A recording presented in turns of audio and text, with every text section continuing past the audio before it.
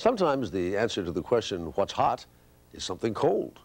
Which brings us to some childhood memories this holiday weekend, shared by our man in Chicago, Bob Surratt. In most people's minds, Memorial Day weekend is when summer starts. For me, though, it always started a couple months earlier, when the Good Humor Man returned. The happiest of evenings here in my old Albany Park neighborhood in Chicago was when, for the first time all year, the white truck with the ice cream bar painted on the side and the Special of the Week banner on top jingled down the street in that after-supper springtime sunlight. It was even more exciting than opening day at Wrigley Field. Back then, Good Humor men wore vanilla white uniforms and what looked like a Navy officer's cap, along with a leather bow tie. Of course, we knew his name. I remember it to this day, Jim Sanders. Best of all, he got to know our names, and over the years, he really got to know us. Jim actually kept a baseball glove hidden in his freezer. So when he came down our block, he could play catch with us right here in this park. Right here. He even had his own credit system, penciling in our names and the amount we owed him on the menu that was on the corner of the truck.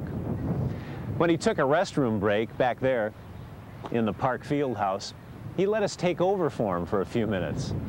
Jim entrusted us with that shiny silver changer all ice cream men used to wear on their belts.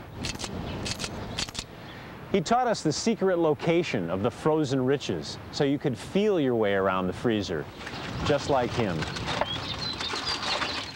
No one ever saw any Good Humor man stick his head in there. Here we go, champ. Thank you. Our summer pal also bent a few company rules by letting each of us take turns riding along with him. Talk about being the envy of the neighborhood.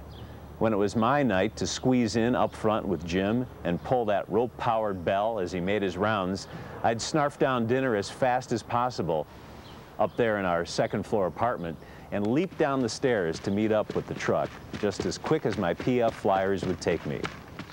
We may have loved those chocolate eclair and toasted almond bars, but it was mainly our personal relationship with Jim that kept us coming back for more.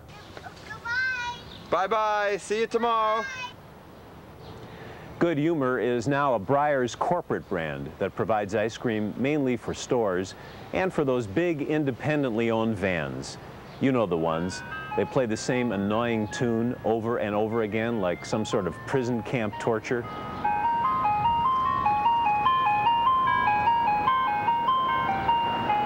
What happened in the old coconut bar? They make that anymore?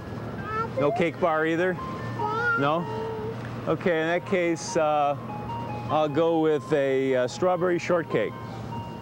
Going for a ride in this clunky eyesore wouldn't be any fun.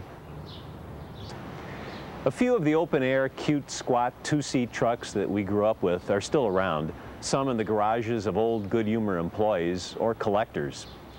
I once found a former Good Humor man who had a restored original truck. I hired him to come out to a backyard party one summer evening. It was the big hit of the night. My friends are still talking about it. It was pretty cool, but not as good as having Jim Sanders driving down your block with his frozen baseball glove. I wonder if I still owe him 15 cents.